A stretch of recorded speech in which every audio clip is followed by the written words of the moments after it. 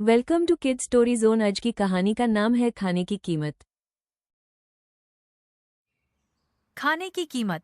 एक छोटे से गांव में रोहन नाम का लड़का रहता था। रोहन बहुत होशियार था, लेकिन उसे खाने पीने की चीजों की कद्र बिल्कुल भी नहीं थी। घर में उसकी माँ बड़े प्यार से स्वादिष्ट खाना बनाती, लेकिन रोहन हर बार नाक भौं सिकोड़कर कहता, माँ, मुझे ये सब अच्छा नहीं लगता, मैं तो होटल जैसा खाना चाहता हूँ। उसकी माँ समझाती, बेटा, खाना चाहे साधारण हो या स्वादिष्ट, उसकी असली कीमत तब समझ आती है जब पेट भूखा हो।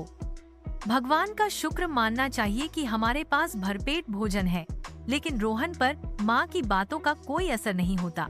एक दिन गांव में मेला लगा। रोहन ने अपने दोस्तों के साथ वहां जाने की जिद की। माँ ने थोड़े पैसे दिए और कहा, ध्यान रहे, पैसों का इस्तेमाल समझदारी से करना।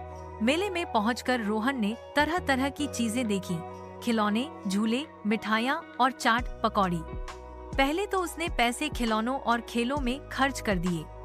जब भूख लगी तो उसके पास बहुत थोड़े पैसे बचे। उसने सोचा, चलो थोड़ा सा खाने को मिल ही जाएगा।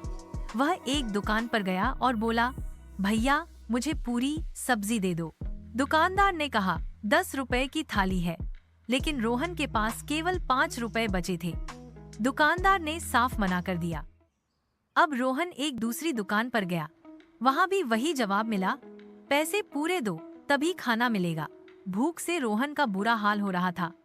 उसके दोस्त मजे से पकौड़ी और मिठाई खा रहे थे और वह बस उन्हें देखता रहा।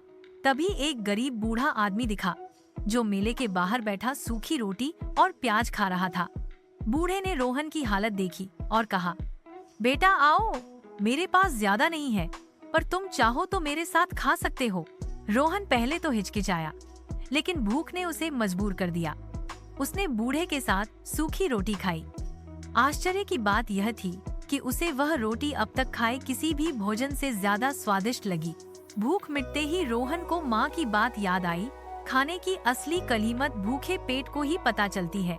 वह घर लौटकर माँ के गले लग गया और बोला, माँ, अब मुझे समझ आ गया है कि हमें खाने की बर्बादी नहीं करनी चाहिए। चाहे साधारण दाल, रोटी हो या स्वादिष्ट व्यंजन, हर कौर अनमोल है। आगे से मैं कभी खाना खराब नहीं करूँगा। माँ मुस्कुराई और बोली, बेटा, यही जीवन की सबसे बड़ी सीख है। खाना भगवान का दिया हुआ अमूल्य उपहार है और इसका सम्मान करना चाहिए। कहानी से सीख, हमें हमेशा खाने की कीमत समझनी चाहिए। खाना कभी बर्बाद नहीं करना चाहिए, क्योंकि हर निवाला अनगिनत मेहनत और भगवान की कृपा से मिलता है। अगर आपको आज की कहानी पसंद आई हो तो इसे लाइक जरूर करें, अपने दोस्तों के साथ शेयर करें और हमारे चैनल को सब्सक्राइब करना न भूलें। Thank you. मिलते हैं अगली नई कहानी में।